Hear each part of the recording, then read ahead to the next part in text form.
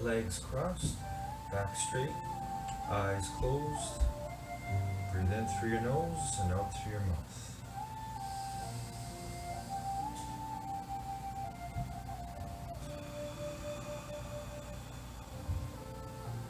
Deep, long breaths in through your nose and out through your mouth. Feel that power of you controlling your breathing.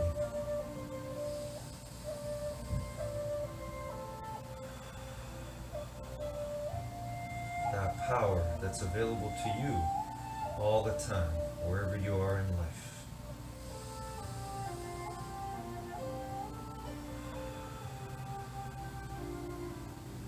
That power to reconnect to your greatest gift right now, your presence, your being.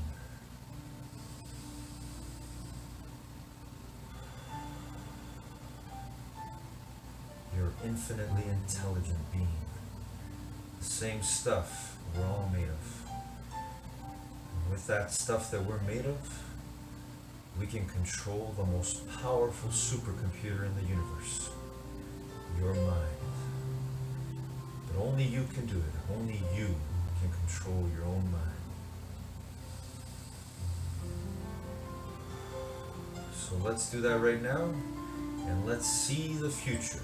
Today, our time together, let's see ourselves doing the best we can on every single exercise and stretch.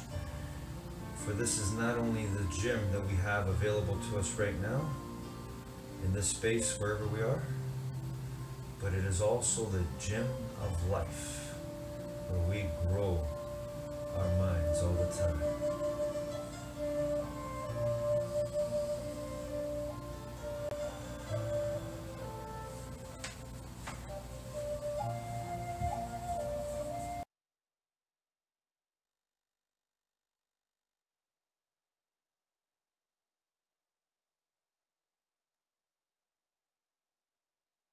Get ready for your Fit 711 home workout powered by Fit 711. Let's get started in 5, 4, 3, 2, 1. Let's go.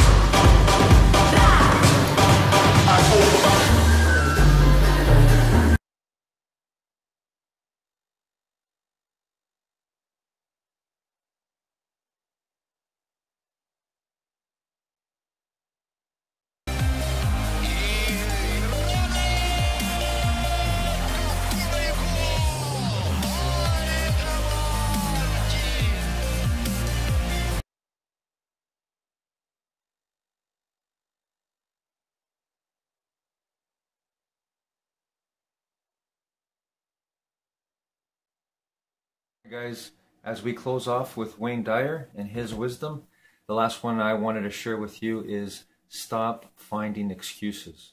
So this one is very, very challenging for us because many of us, including myself, including every single person, even the greatest thinkers, have been limited by the excuses that they have found for themselves. We have conditioned ourselves.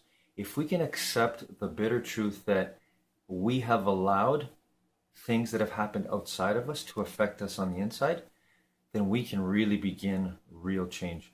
But it's very difficult, and you have to stop making excuses. It's a difficult one, but if you stop making excuses, you now empower yourself to make changes with that power that you have, with that space between that stimulus and response. So between what happens outside and what you choose to do on the inside. Have a great morning, everyone.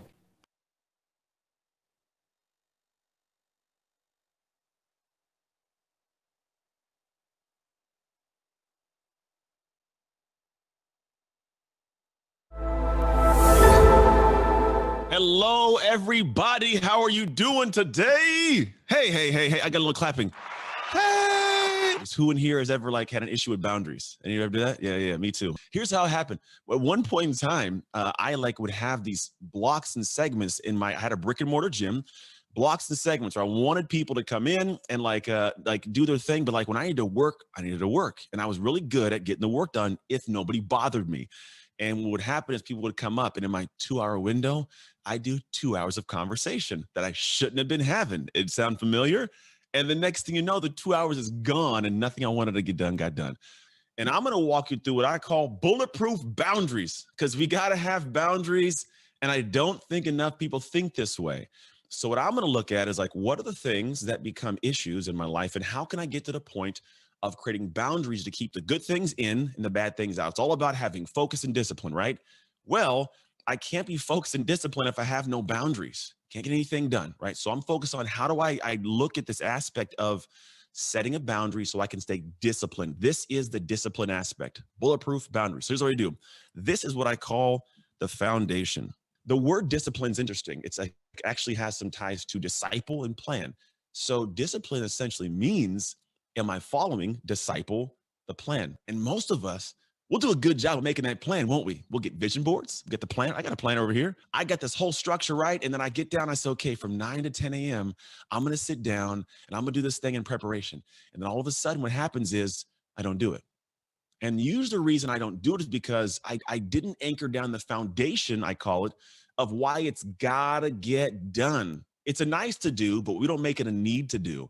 And so what I do with people, and I tell you in the very beginning, is you got to get to a point where you sit down and say, look, why am I doing this? Why does it got to get done right now at this time? Because if not, then it's you know what? I can do that tomorrow. I saw this new show popped up on Netflix, and maybe I'll go watch that. And I heard about this cool documentary, or I start scrolling through social media, right? And so what happens is we didn't put a foundation as why in the world must this get done right now? Then what I do, I teach people you got to put in what I call parameters. Now, think of it like this. If I'm on a road and I'm driving somewhere, the parameters are the lines of the road. Now, a lot of people don't set the lines of the road. What can I go into and go out of? Now, if you think about it, it's not fun to work towards a goal and be so militant and rigid that you hate the process of actually going down the path towards the goal. You know what I mean? It's I want to achieve it, but I don't want to achieve it and have to not enjoy my life. I want to smell the roses. I want to go have a beer, hang out with the girls, go take a trip, catch a movie if I want to. It's just, I want to be able to enjoy it. So what I tell people is you actually have to set parameters that feel good to you. Not what somebody says, not what you read on the internet, not what your idol and hero person said. What feel like good parameters to you, right? So just so you know, my parameters for life are after about the time of 3:34, don't message me because I'm probably not going to message you back. I'm a family guy. I am in what I call season of dad right now. So I got a 16-year-old, I got 11-year-old twins, and I got a wife, and we have a family, and I love my family, and that's the core of my humanity. And so whenever I look at my parameters, I know what I'm doing and why. So, but at the same time, I may not work at the level of somebody who's you know what, I work, I get up at 6 and I'm working until 10, and then I'm going straight till 8 p.m. That's great. It's just not going to work for me.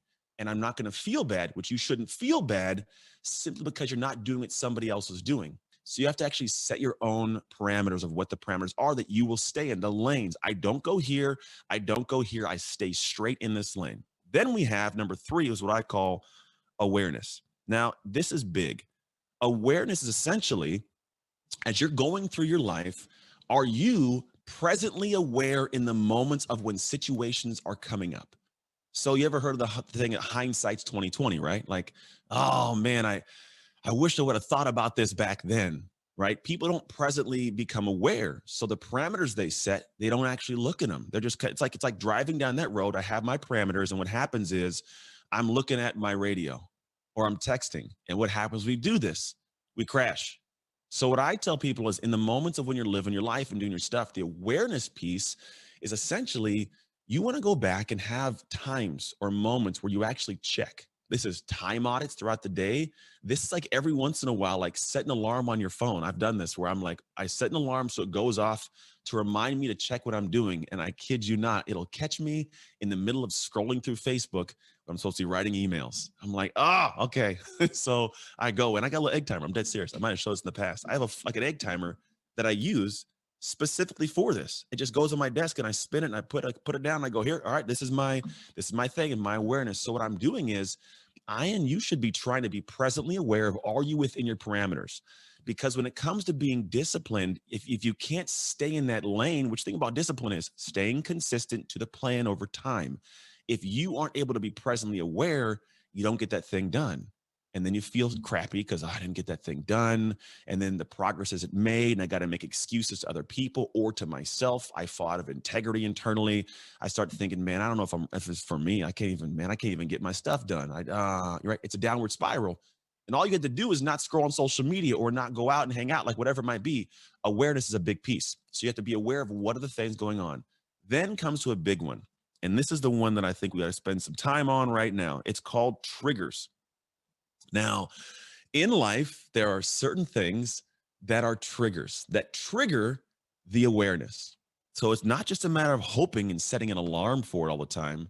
You can actually have triggers in life that tell you like, hey, what's really going on? Like I got, some idea of like realistically, here's what's going on. And so what you should do in this moment, if you get time or like at some point after this, I want you to sit down and think about in my own life, what are the typical triggers that I experience that throw me off? So we have triggers, things that follow in. So for your own life, as people keep doing this, what you think about is, does your wife come in and bother you? Do your kids come in? Does your phone keep ringing, right? And what you do is you plan in moments where you have to be focused, how to adapt and honestly adjust to the triggers that are constantly popping up in your life.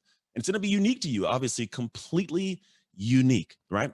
And so when I have this unique piece, I can actually weave in like, how am I going to do what I got to do in this moment to address the trigger? And the trigger is the thing we're going to talk about. It goes to the last piece, which is called willpower. Now, the willpower is a piece that I think a lot of people really fail in. And this is the one thing that you get this right, it's a game changer. So let's be honest. If you think about it, there's times you meet people or people in your life and, they say, hey, you want to go hang out somewhere. Or your husband's like, hey, do you want to go watch a movie? Somebody says, hey, do you want to go do this thing? And because it's a good lead into training people, because in the past, you've always been like, yeah, no, count me in. I'll go do that thing, right? What they do is they ask you and then you say, no, I can't. So what do they say? Oh, come on, right? And you go, no, I really can't. No, come on. Okay. And then you often go do it. You have now trained them that all they got to do is ask you about 2 times. And sure enough, you're off, right? So what I found is like, all right, well, how can I manage this and how can I do what's necessary? I must have in the moment willpower. Because what happens is if all of a sudden they ask me one time and I do it, they're going to ask me one time and I'm going to do it. If the next time they ask me and I do it twice, and all of a sudden I'm like, okay, cool, they're going to do it. They're going to do the same thing twice. But listen, if I say no and they ask, you sure you want to go? I say no. Come on, you want to go? I say no. Come on, no. All right, he doesn't want to go. They leave me alone. Took them 4 times. My willpower held up. Then for my willpower, I was able to press off and stay disciplined on what I had to get done, right? Then what happens is they come up again. Hey, you want to watch this TV show? No, I can't do it. You want to watch a TV show? No. Okay, whatever. Twice. Ooh, twice, right? Then what happens in the future, if they come ask, hey, do you want to go down and catch the show? I don't want to do it. Okay, off and going. It's easy. But the thing is, a lot of people, they break it far too fast because they don't have a foundation. There's no parameter of what they can and can't do. They're not able to be presently aware of what should take place. They don't have any triggers in place that they've planned for. Because, for example, if you have children, my trigger in my life is like, if they ask a question, I legitimately, the first thing I say is no. Like, hey, Dad, can I? No. Okay, what do you want? So I've already been in the realm of no. And if I want to say yes, I can change it. I quite literally am like, nope.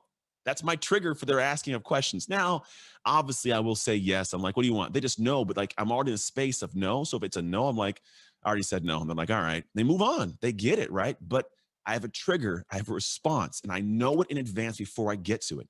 So for you, your trigger may not be people. It might be the notification on your computer when it pops up. Could be an email that comes in. What is my triggered response to stay disciplined in this bucket of time I have to get something done? And then do I have the willpower to hold the way I got to hold? I'm telling you, the difference between those who are good and great is not the information. It's who's able to do what they have to do with that information. This can be your day for personal growth. This can be that day you committed to and you remember and you go, that was the day I got myself a community. I got better coaches. I committed to making my life the absolute best that I could. This is that day. Make today your growth day. Click the button on this page and sign up right now.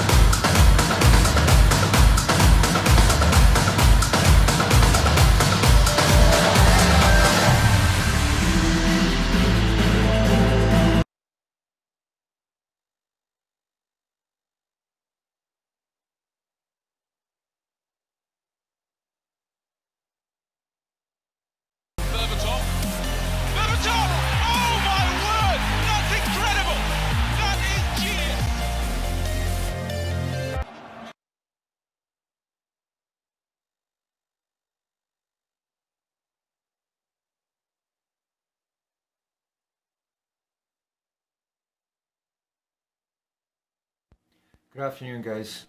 When you start to believe and live with determination of the truth of who you really are, that you are more powerful than you can ever begin to imagine, when you start living that truth, you will realize how important every decision you make is. So I want you to try that now, wherever you are. Once this video is over, let's see the power of that. Let's see the power of that claim. And what I want you to do is the first negative thought that may enter your mind when this video is done, I want you to examine very carefully what part of that thought is under your control. And I'm sure most of you will realize that it's all under your control. So more specifically, what can you do with that thought? What's the positive aspect? What's the part that you have control over in the situation that may be negative? Hope this helps everyone. Have a great afternoon.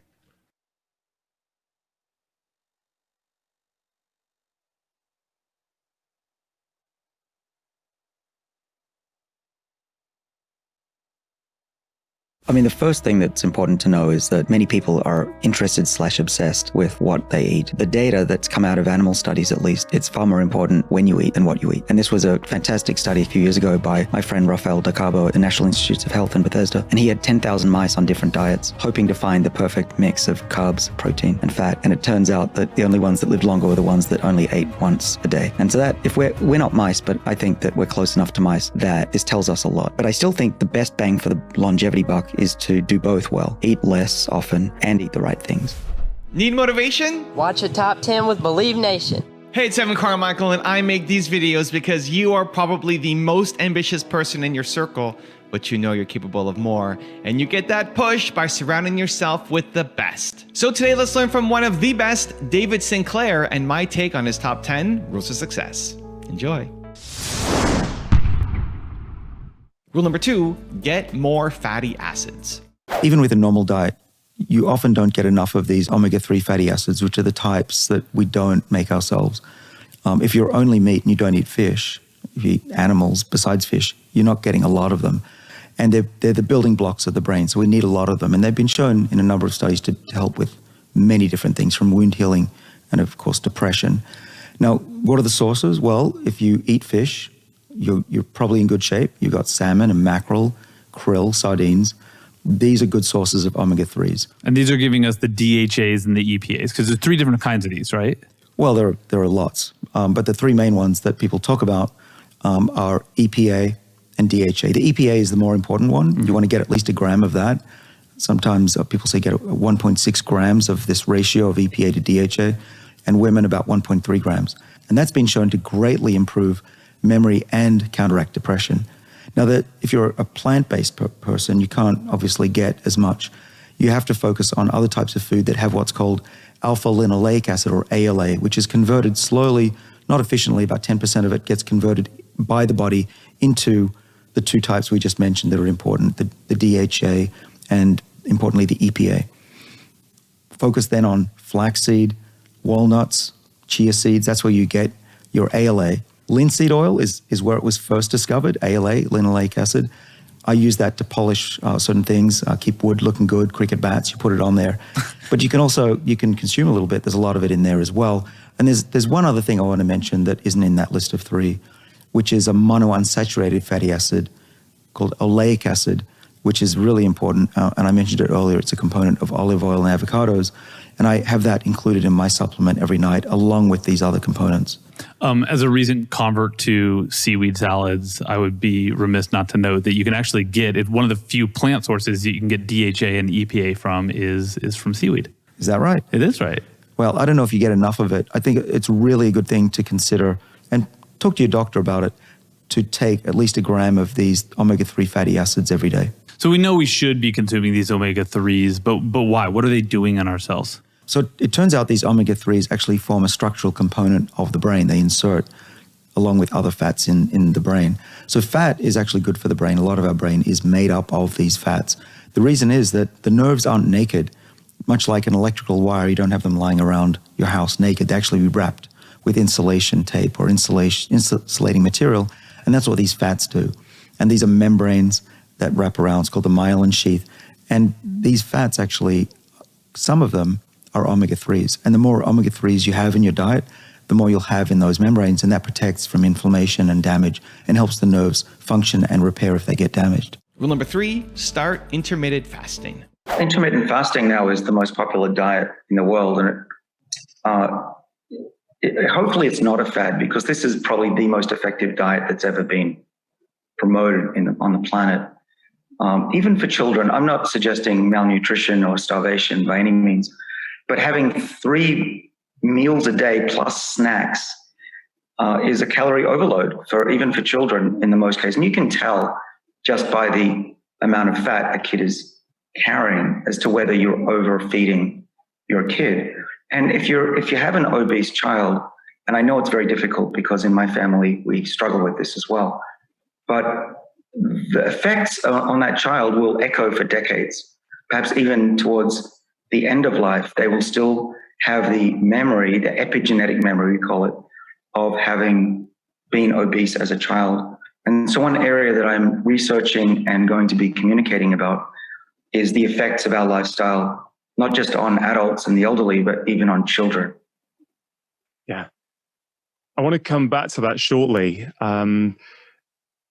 Before we leave the topic of eating less, you said intermittent fasting is the most popular diet or way of eating in the world now.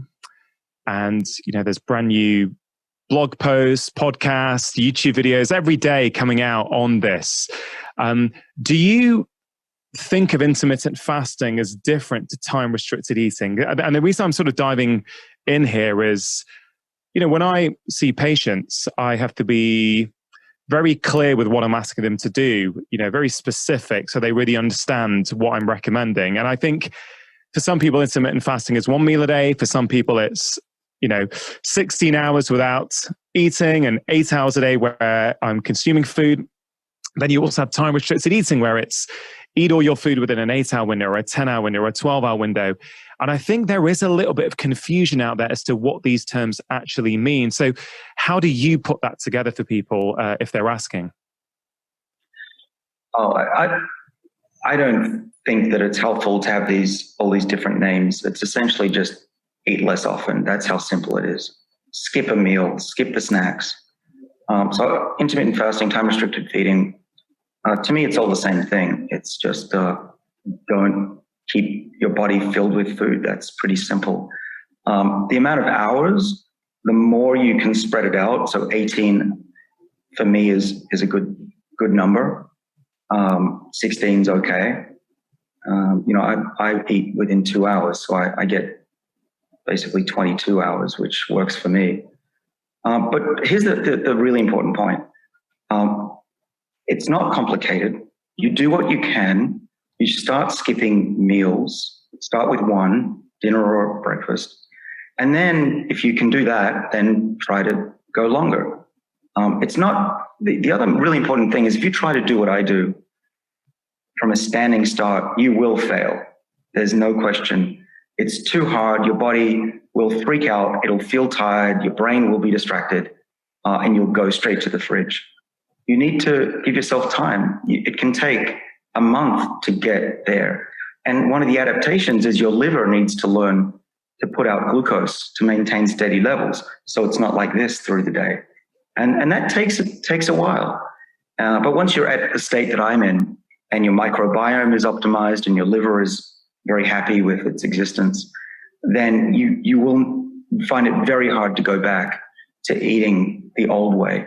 And you also generally look a lot better as well, which is a nice side effect. Rule number 4, lessen glucose intake. So having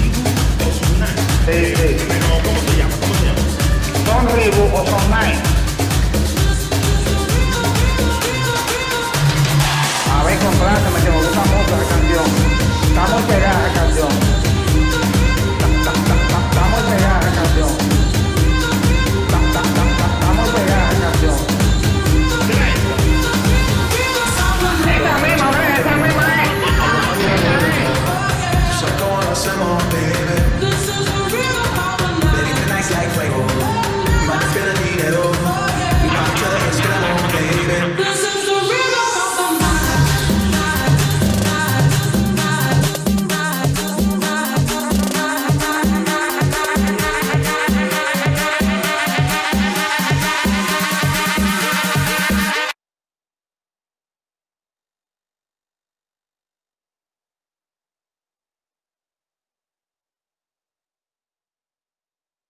Michael wants it, gets it, will bring it in and drives it in. What a goal! It was going to take something special, and Michael has just produced it.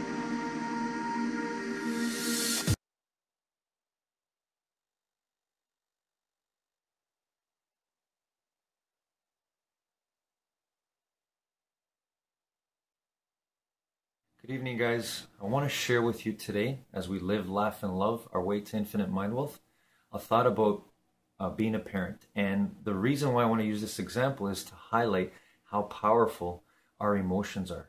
Our emotions are energy. So I want to give this personal example. There's been a time, or many times, when I'm asking my children to do things that I know they need to get done. And they may not listen at first, and they're continuing on that path. And then I'll get to a point where I have built up anger, negative emotion, to the point where I raise my voice, perhaps, and show that definiteness of purpose to get them to do what I'd like them to do. And sure enough, it gets done. So what is it? And I'm not suggesting that we should yell or be angry with our children or with anybody. But what I'm suggesting is that power of that energy of emotion, if we channel it and use it the right way, that's our power. We can do anything great that we want to do. Have a great evening, everyone.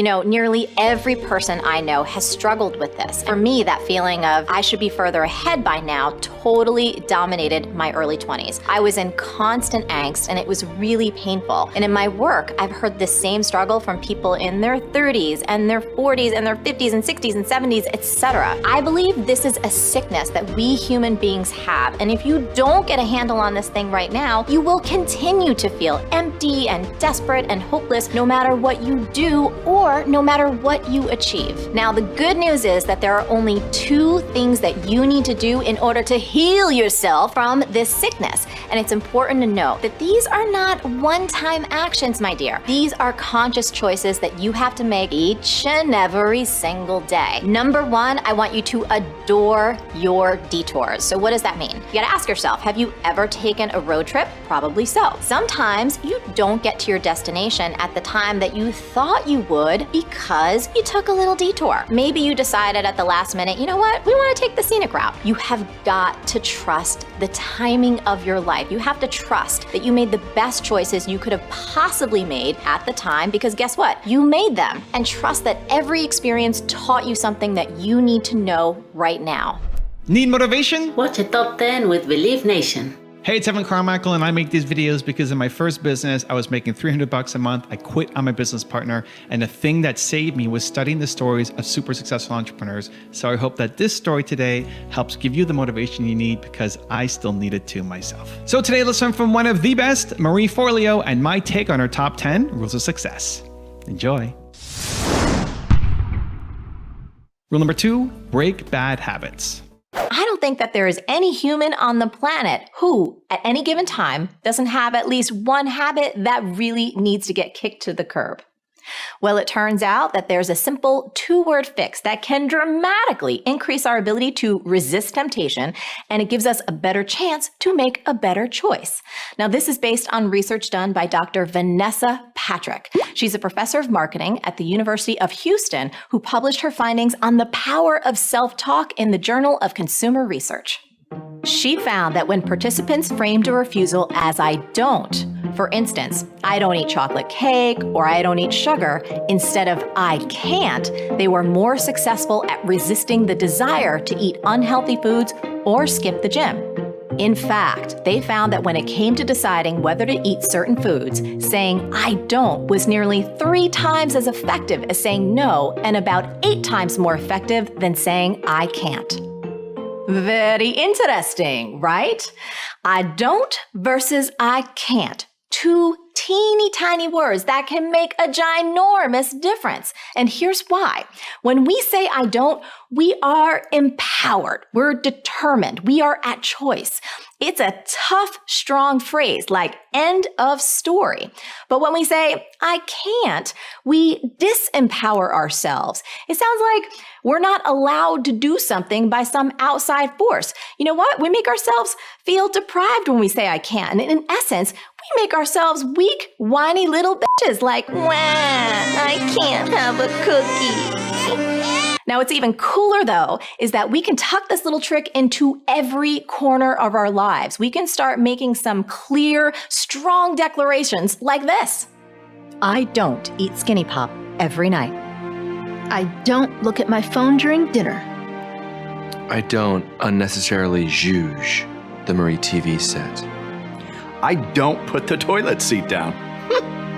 I don't refer to everyone whose name I don't immediately remember as chimichanga. I don't show up to the set of Marie TV nude, starting tomorrow. I don't stay up until 3 a.m. watching Bear Attack videos, rubbing fried chicken all over my thighs. I don't say no to new experiences. I don't shave. Pretty awesome, right? Rule number 3, write down your goals. Common sense isn't always common practice. And this is why we have to go back to the fundamentals sometimes before we can get to those advanced tactics, before we can get more subtle and into more nuanced things. So the habit is this: write down your goals. Studies show, in fact, a study by Dr. Halverson showed that we human beings are literally 42% more likely to achieve our goals if we simply write them down. And this isn't about magic. Well, there is some magic to it, but in a very literal sense, it's about focus. You know, Vishen, one of the things that I did, I had this dream when I was writing the book, which, by the way, I was horrible at writing this book. I was so stressed out. I was putting so much pressure on myself. I wanted so badly to make it as good as it could possibly be. And I was driving myself bonkers. And one of the things I did every morning, I didn't just write down my goals for the book. I had a very specific goal, which was this. I wanted, to the best of my ability, to set up this book to be a #1 New York Times bestseller. And you and I both know, because we have so many friends in the industry and so many authors, you can't control that, you know, especially if you're doing it completely organically, right? It's one of those things you just kind of hope for. Maybe it'll happen, maybe it won't. But here's what I did, Vishen. I took that idea, that simple habit of just writing down goals, and I went further. I wrote down, I am a #1 New York Times bestseller 15 times every single morning in my journal for probably about 18 months. I still have all the journals in my drawers in my house. 15 times every single morning. That is so interesting. Every morning. And it was using the words, I am, right? So it was just, I am a #1 New York Times bestselling author. I am a #1 New York Times bestselling author. And my intention was around this book. Again, completely consciously knowing, first of all, that that is an arbitrary goal. Second of all, there's a little bit of ego involved. But third of all, I also knew that if I could at least get on the list or maybe get to be #1, the most important thing for me wasn't about the title for myself. It was about the fact that that would get this book and this message into more hands. It would give it that extra little bit of credibility that would hopefully get this idea out. And one of the things I wrote about in the beginning of the book was this. You know, a friend of mine who is the CEO of Shopify, I ran into him in New York while I was working on the book. And by working on the book, I mean stressing out over it. And Toby is his name. He's like, you know, what are you working on? I said, I'm working on this book. And he's like, why are you writing a book? He's like, that's a huge project. Your business is going great. You have so many other things going on. Like, why did you say yes to this? And I said, Toby, you know what? If I were to get hit by a bus tomorrow and I could only leave one thing behind, it would be this idea. If I can do a good enough job explaining this philosophy, this belief, and the profound transformation that it can spark in every human being, then I can be like riding off on the unicorn in my cosmic next adventure going like, all right, I did it. Peace. Taking it back to 2010. But that was the feeling I had. So, this idea of writing that down every single morning. And it was like 5 a.m., and sometimes I would be so blurry eyed and I didn't want to do it, but I did it every single morning, 15 times. And when the New York Times list came out the week after we published Vision, I broke down in the ugly cry. I could not even breathe. I was partially exhausted because we were on tour and I was traveling around and doing just, a ton of stops or whatever. And partially just so humbled and so emotionally, just an emotional release. So that's the habit. The habit, it's so simple. Write down your goals. If you want to supercharge it, if you want to take it to that next level and you have a singular goal that you're working on right now that is more important to your heart than anything else, write it down 15 times a day. We all know we have something called the reticular activating system, that part of our brain that helps us sift and sort what's important and what's not. And on the most basic level, writing your top goal down every single day 15 times will give you the focus that you need every morning to not get distracted by shiny objects and to do everything in your power to activate that goal and to help bring it to life. Rule number 4, don't compare yourself to others. Back in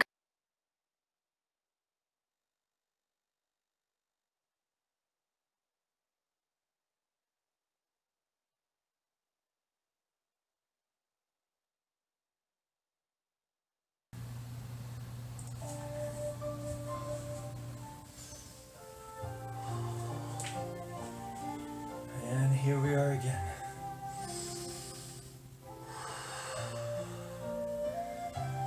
Back to where it all begins.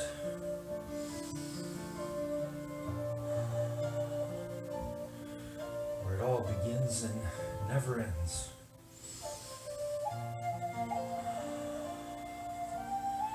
That source, that oneness, that consciousness, that awareness.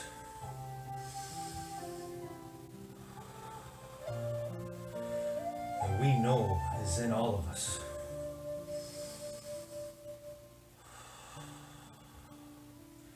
That power to determine, to control our minds.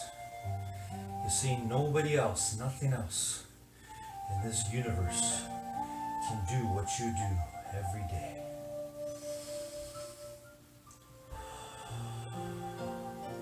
In the gym of life. Only you, human being, only you, infinitely intelligent being, can do the ultimate. Only you can control your mind, your thoughts, and therefore your feelings. But it takes a lot of hard work. It takes, first of all, believing that you can do it. If you don't believe in yourself, your mind health, your chance at mind wealth is not possible. But that's not the way it was meant to be. You were born to win. Control over your mind, your thoughts. To have and be all you were meant to be. And that means believing 100% in who you really are. And that is the key to your mind health and your mind wealth, your happiness, your freedom, your success, your infinite peace and love towards everything and anything. It's possible. It's all because of you, your determination, united with all of our determination, creates that oneness, that consciousness, determination.